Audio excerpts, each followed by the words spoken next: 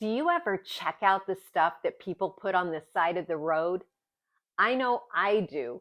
In fact, I was once in a car accident as a result of curb shopping, but that has not stopped me. But I am much more careful now. So the other day, I was shocked to stumble across an abandoned grandfather clock. I love clocks, so that was for sure coming home with me. I was able to load it into my car all by myself. So clearly, it is not a quality piece. Still, I just couldn't resist the challenge of upcycling this curb find and giving it a new purpose in my home. I love how it turned out, and I can't wait to show you. So let's get started. After getting the clock home, the first thing I wanted to do was to discover if it worked or not. The pendulum and weights were super flimsy and cheap looking, so if possible, I wanted to remove them. Luckily, I discovered that the clock, pendulum, and chime were all operated by three separate battery boxes. This was especially good news because if for some reason the clock didn't work, I could easily fix it with a new battery box. But no worries, you know I'll be repurposing these random parts later in the video. I like to clean with liquid sandpaper because it helps to prepare the wood to accept a good primer. With the clock's cherry wood, I knew there was a good chance that the red stain would bleed through any paint that I used. So I went ahead and primed it first. To stop bleed through, you want to use a shellac primer, which is super runny and not water soluble.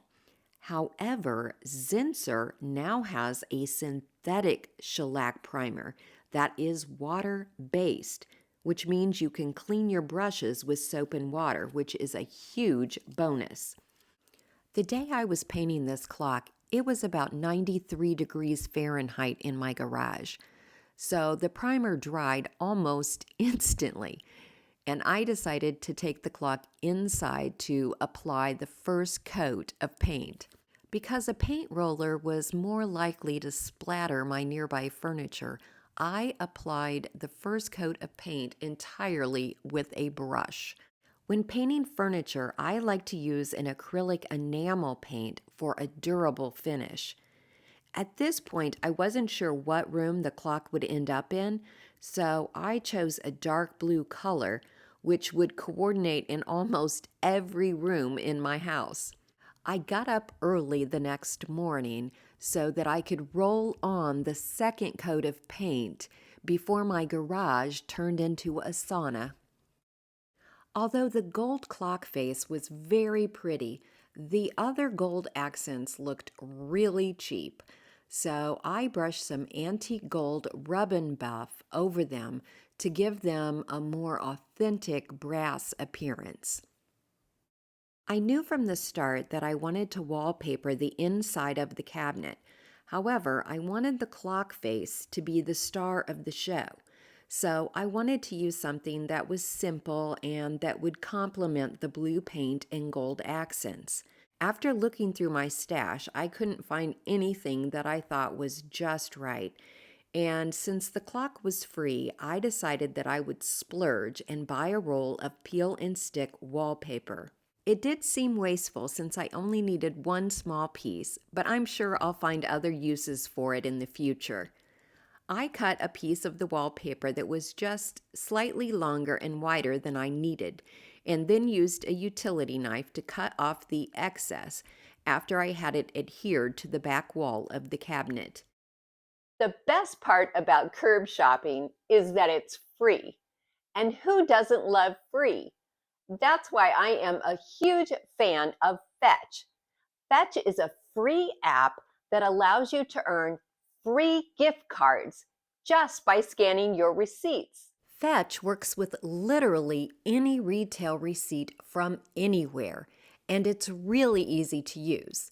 Just scan your physical receipt or let Fetch retrieve your e-receipts. Every time you scan a receipt, you earn reward points that can be redeemed for hundreds of rewards, including gift cards to your favorite retail stores and restaurants like Amazon, TJ Maxx, Olive Garden, and Panera. You'll earn even more reward points when you buy items from specific partner brands. So if you'd like to try Fetch, use the QR code on the screen or click the link in the description box and use the code COTTAGE. And when you scan your first receipt, you'll get an additional 100 reward points for free. While working on the clock, I had been studying the box-shaped base below the pendulum cabinet, and I was certain it was hollow inside. So I decided to open it up using my favorite demo tool, a rubber mallet. Then I used some pliers and a screwdriver to help me remove any of the remaining small pieces. After cleaning up my mess, I sanded over the upper and lower support beams and then painted them and the inside of the opening with 2 coats of my blue acrylic enamel paint. You know what I'm thinking? This is going to be the perfect spot for a cat bed. The pendulum cabinet is the perfect size for a small bookcase.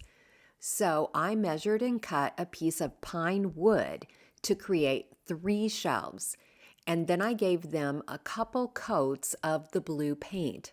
My cabinet was about 40 inches tall, so I would have about 10 inches of space between shelves if I used all 3, or about 13 inches if I used just 2. Since I would just be adding small decor, I decided to use all 3. After measuring and marking the locations for each shelf, I made sure the shelves were level from end to end and from front to back before nailing them in place. Here's a tip. When you're working by yourself, it is extremely helpful if the shelves fit snugly into the opening so that they stay in place once you level them until they are firmly nailed to the sides.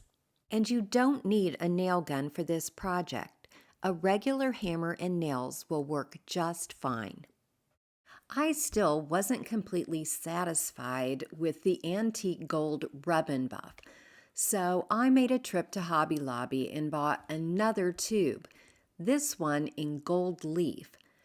After going over the gold accents, I decided to take it a step or 2 or 3 further, and I began applying the rub and buff in a variety of other areas of the clock, sometimes applying it with my finger and sometimes using a paintbrush to get into small grooves. The cabinet door was missing its handle, so I picked up a new one at Hobby Lobby, and I applied some of the rub and buff to it so that it would coordinate with the other gold accents. The original screw opening was too small for the new handle, so I used my drill to make it a bit larger.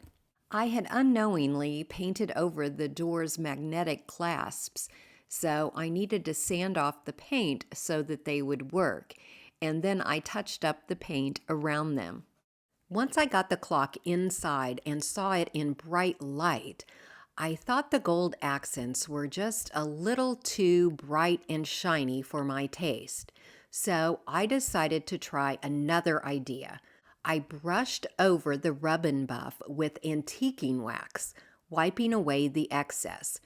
Honestly, it didn't stick very well to the rub and buff, but I do think that it toned down the gold color just a bit. If you've watched my channel for any length of time, then you probably already guessed that I would have to do something with the pendulum because I just can't bring myself to throw anything away. I used an abrasive sponge to scratch it up so that spray paint would adhere better. Then I used some wire snips to shorten the wire rods. I adjusted the plastic pieces that hold the rods in place and keep them equally spaced, and then glued them to the back of one of the decorative pieces I wanted to keep. I reinserted the shortened rods into the round pendulum and hot glued them in place, and then I painted the entire piece in antique gold spray paint to match the clock accents. When the paint was dry, I applied a bird rub-on transfer that I had left over from an old IOD package, just using the plastic tool that comes in the package. Rub-on transfers apply so easily to smooth metal surfaces like this one. I think it's so whimsical to display the pendulum inside the clock cabinet.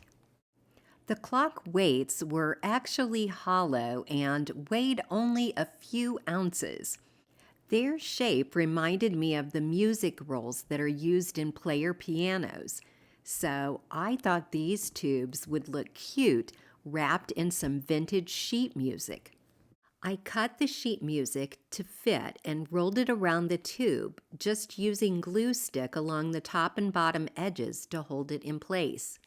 Spray painting the end caps black would have given them a more authentic look, but I really like how the gold picks up on the clock accents. Since I had used both the pendulum and the weights, I thought I might as well use some of the chain too. I drilled a tiny hole in the top center of a resin bird and then screwed in the small eye hook that was at the end of the chain. I drilled a small hole on the underside of one of the cabinet shelves, screwed in a small cup hook, and cut the chain so the bird would hang about halfway down. Now for the finishing touches. I used a razor blade scraper to remove any remaining paint on the glass, and then gave the glass a good cleaning. I had recently thrifted a large floral arrangement glued inside a bowl. I pulled it out of the bowl and removed some of the larger flowers and leaves, and then arranged it inside the bottom opening of the clock. Although I still think this would be a great spot for a cat bed.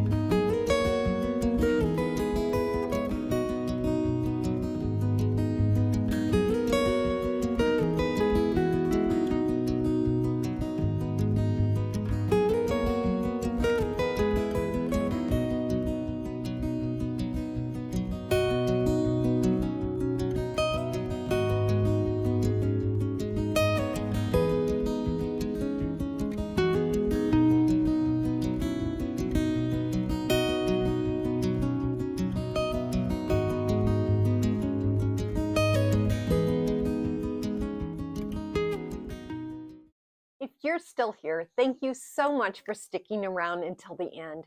And I sure hope that you enjoyed today's curb find flip. I thought you might like to hear the story about my car accident. So one day I was driving down a neighborhood street and I saw some stuff on the side of the road up ahead. And so as I approached it, I slowed down to get a better look. And I realized that it was stuff I wasn't interested in. It was a bunch of plastic children's toys. So I turned my attention back to the road and I immediately saw the back end of an SUV literally inches in front of me. I slammed on my brakes, but there was not time or space to avoid a collision. So previously, that car had been much farther ahead on the road, but it had stopped suddenly because the car in front of it had stopped suddenly. So I slammed into the back of that SUV with such force that I pushed it into the car in front. Luckily, no one in either of those two vehicles was hurt. However, my airbags deployed, my car was totaled, and I broke my right ankle. So please learn from my mistake and pull off to the side of the road before you decide to check out someone else's discarded items. Well, that's all for today. Thank you so very much for watching. Hope to see you next week. Bye-bye for now. And if you like curb find flips, here's another video I think you may enjoy.